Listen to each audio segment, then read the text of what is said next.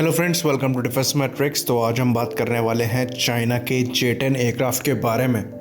तो जो J-10 aircraft है वो चाइना का काफ़ी हाईली प्रोड्यूस्ड एयरक्राफ्ट है और आज तक करीबन 500 के आसपास जो एयरक्राफ्ट हैं वो बनाए जा चुके हैं और ये आगे चलकर चाइना की बैकबोन बनेंगे और J-7 का जो रोल है उसको फिलअप करेंगे। तो ये जो एयरक्राफ्ट है ये 2006 से सर्विस में है और इसकी जो पहली फ़्लाइट हुई थी वो हुई थी 1998 में। तो एयरक्राफ्ट के अगर बेसिक स्ट्रक्चर की बात करें तो ये मेटल अलॉय से बना है, साथ ही साथ कंपोजिट मटेरियल को भी यूज़ किया गया है, पर बहुत ज़्यादा मात्रा में नहीं यूज़ किया गया है पुराने वर्जन्स में। पर जो नए वर्जन्स बाद में आए हैं वहाँ पर कंपोजिट मटेरियल की जो मात्रा है उसको बढ़ाया गया है। तो एयरक्राफ्ट का जो बेसिक डिज़ाइन है वो डेल्टा विंग डिज़ाइन है, जहां पर कनार्ड्स को भी दिया गया है और जो डेल्टा विंग है वो रियर फ्यूसेलाज की तरफ थोड़ा बढ़ाकर बनाया गया है। साथ ही साथ जो कनार्ड्स हैं उनको विंग के ऊपर रखा गया है और फ्यूसेलाज में आगे की तरफ रखा गया है। बाकी अगर वर्टिकल टेल की बात करें तो एक सिंगल वर्टिकल टेल है जो कि साइज़ में थोड़ी बड़ी है और जो एयर इनटेक है वो फ्यूसेलाज के नीचे लगा हुआ है, जहां पर इनटेक रैम्प्स और स्प्लिटर प्लेट जो है वो लगी हुई है J-10A मॉडल में। बाकी ये जो मॉडल्स हैं उसमें DSI कॉन्फ़िगरेशन दी गई है। बाकी कैनोपी की बात करें तो ये बबल कैनोपी दी गई है जो कि 360 डिग्री कवरेज प्रोवाइड कराती है। ओवरऑल अगर डिज़ाइन को देखें तो ये काफ़ी सिमिलर लगता है इजराइल के IAI लावी प्रोटोटाइप के जैसा। पर चाइना का ये कहना है कि ये दोनों एयरक्राफ्ट बिल्कुल अलग हैं, दोनों में कोई सिमिलरिटी नहीं है और देखने से भी दोनों सिमिलर नहीं लगते हैं। तो अगर चाइना कह रहा है, दोनों की फ़ोटोज़ आपके सामने हैं, तो सच ही कह रहा होगा, क्योंकि चाइना कभी झूठ बोलता नहीं है और आज तक उन्होंने कभी कॉपी करी नहीं है। तो J-10 के जो डिज़ाइनर हैं सोंग वेंगकोंग, उनका कहना है कि जो लावी है और J-10 है उन दोनों में कोई कनेक्शन नहीं है, जो सिमिलैरिटी है वो चेंगडू J-9 से है। तो यहाँ पर अगर सीरियस बात करें तो ये एक मैटर ऑफ कंसर्न है कि इजराइल ने काफ़ी कटिंग एज टेक्नोलॉजी जो है वो चाइना को ट्रांसफ़र करी है। चाहे हम IAI लावी के बारे में बात कर लें जिसके डिज़ाइन पर J-10 बेस्ड है, चाहे हम PL-8 मिसाइल के बारे में बात कर लें जो कि पाइथन 3 पर बेस्ड है, चाहे हम हेलमेट माउंटेड डिस्प्ले के बारे में बात कर लें जो कि डैश हेलमेट का ही एक वेरिएंट है, और चाहे हम लॉइटरिंग ड्रोन्स या फिर सुसाइड ड्रोन्स की बात कर लें जैसे कि IAI हार्पी हो गया जो चाइना ऑपरेट करता है इजराइल से लेकर। तो ऐसी कई कटिंग एज टेक्नोलॉजीज़ हैं जो कि इजराइल के द्वारा चाइना को सप्लाई करी गई हैं, इसलिए पर्सनली हम चाइना को अंडर एस्टिमेट नहीं करते। तो फिर से J-10 पर आते हैं और बात करते हैं उसके कॉकपिट की। तो जो कॉकपिट है उसमें जो स्टिक कॉन्फ़िगरेशन है वो सेंट्रल स्टिक है और जो कॉन्फ़िगरेशन है वो hands on throttle and stick है। वहीं पर कॉकपिट डिस्प्ले की बात करें तो इसमें 3 मल्टीफंक्शनल डिस्प्लेस दिए गए हैं जो कि पोर्ट्रेट मोड में लगे हुए हैं।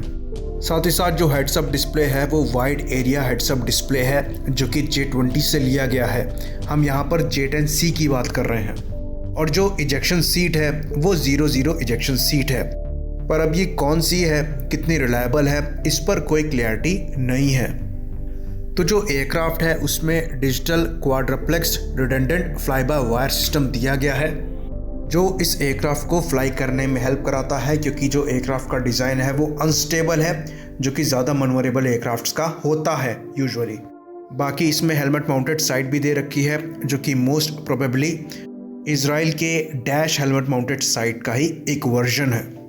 बाकी J-10C में रडार की बात करें तो इसमें एक AESA रडार लगा हुआ है जिसमें करीबन 1200 TR मॉड्यूल्स बताए जाते हैं। तो इस रडार के बारे में जो इन्फॉर्मेशन है वो बहुत ज़्यादा दी नहीं गई है, पर इंजन और रडार के जो TR मॉड्यूल्स हैं उनको लेकर अगर हम एक एस्टिमेट बनाएं तो ये करीबन 7 से 7.5 किलोवाट की जो पावर है वो कंज्यूम करता होगा और इसकी रेंज करीबन 200 किलोमीटर के आसपास होगी 3 मीटर स्क्वायर RCS ऑब्जेक्ट के लिए। बाकी ये करीबन 20 टारगेट को ट्रैक करने में सक्षम होगा एक बार में और 5 से 6 टारगेट को एक बार में इंगेज करने में सक्षम होगा।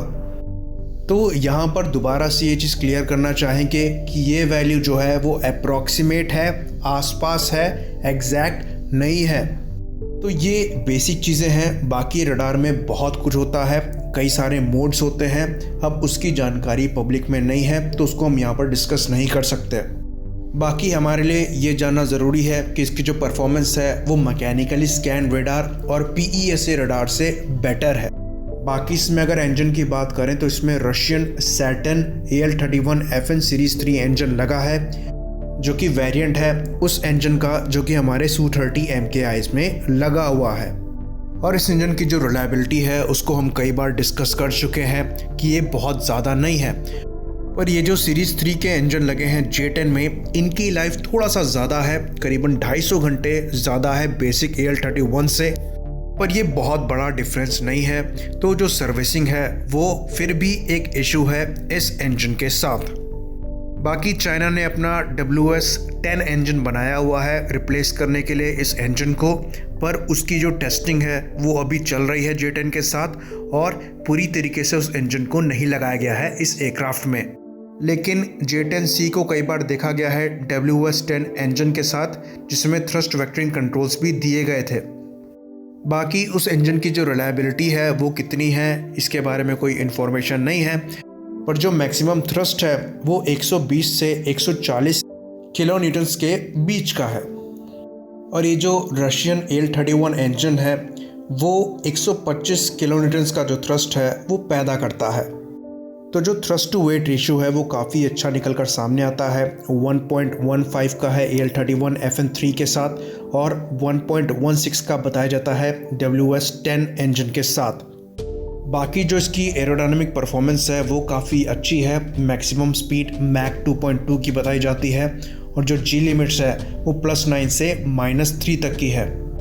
बाकी जो इंस्टेंटेनियस टर्न रेट है उसको 31 डिग्री के ऊपर का बताया जाता है और ये उतना एक्सपेक्टेड भी है अगर थ्रस्ट टू वेट रेशियो की बात करें, साथ ही साथ इसके डेल्टा विंग की बात करें और कनार्ड्स की बात करें, क्योंकि जो मिराज 2000 है वो खुद इंस्टेंटेनियस टर्न रेट करीबन 30 डिग्री पर सेकंड का देता है।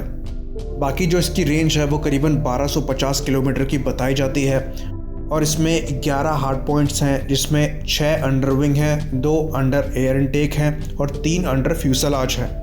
और करीबन 7000 किलो का जो वेट है वो अपने ये हार्ड पॉइंट्स में कैरी कर सकता है, जो कि काफ़ी डिसेंट नंबर है। बाकी अगर वेपन्स की बात करें तो ये जितनी लेटेस्ट चाइनीज़ मिसाइल्स हैं और बॉम्ब्स हैं उनको फायर कर सकता है, जहां पर क्लोज रेंज के लिए ये PL8, PL9, PL10 और BVR के लिए PL12 और PL15 फायर करने में सक्षम है। ओवरऑल अगर बात करें तो ये एयरक्राफ्ट काफ़ी अच्छा है और ये एक्सपेक्टेड भी है, क्योंकि ये इजरायलियों की लर्निंग पे बना है। रिलायबिलिटी एक थोड़ा सा इशू आ गया है क्योंकि वहाँ पर इनको वेस्टर्न कंपोनेंट्स मिल नहीं पाए, अदरवाइज ये एक वर्ल्ड क्लास एयरक्राफ्ट है और अपनी सिमिलर क्लास में बाकी एयरक्राफ्ट को काफ़ी अच्छी टक्कर दे सकता है। इसी बात पे इसे ख़त्म करेंगे। लाइक करिए, सब्सक्राइब करिए। जय हिंद।